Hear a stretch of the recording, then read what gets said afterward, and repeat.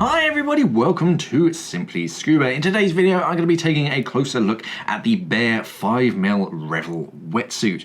Now obviously, I don't have one with me today, it's actually in the warehouse. Yeah, because of all things that are going on, I can't just pop to the warehouse and sort of take things out of stock. So I'm just going to be describing the best features and why you should be sort of considering this sort of wetsuit and sort of maybe why not. So yeah. Let's take a closer look. Obviously, when we do sort of go back to normal, as it were, then yeah, I'm going to be doing another video physically showing you in front of me and sort of pointing out certain bits, but we're going to do our best to sort of point those out in today's video.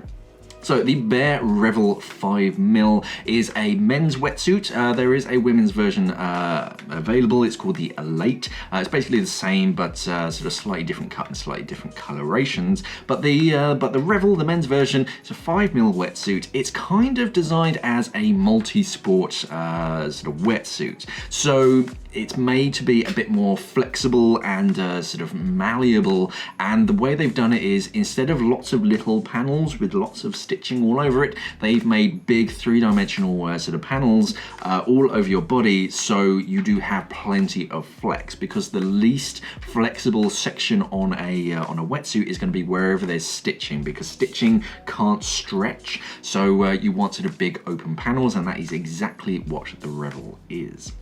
So 5mm is very much your standard kind of Goldilocks thickness because you can sort of wear that at home in the summertime while sort of diving or doing sort of water sports, surface water sports as well. And you can sort of use that abroad in countries like sort of Egypt, the Red Sea, in their sort of winter time, obviously depending on how much you feel the cold. But 5mm is your good kind of all-rounder. It has a pretty decent temperature range that you can dive it in.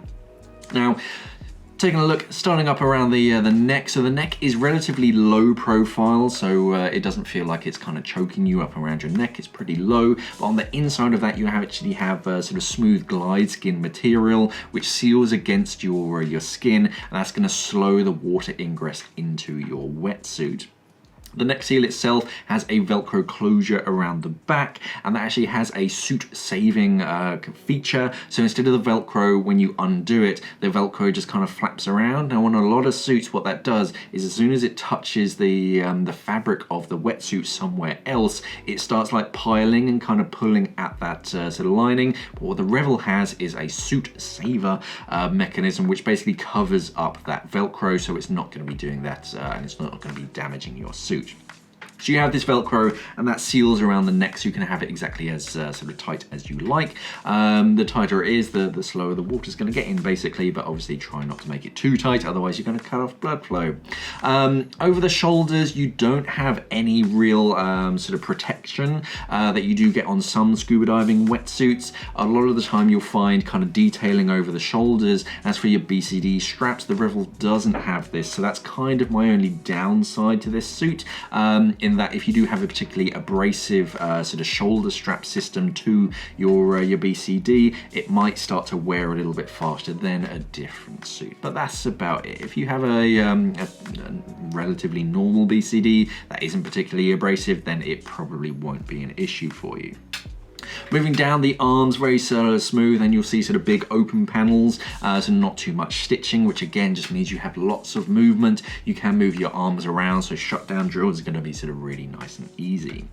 Now down the back of the suit you have an extra long heavy duty zipper, so getting in and out of the suit is going to be much easier. You're obviously going to have a long leash attached onto that zipper so you can get in and out of it all by yourself, and then you use that sort of Velcro closure up at the top to sort of close that neck seal.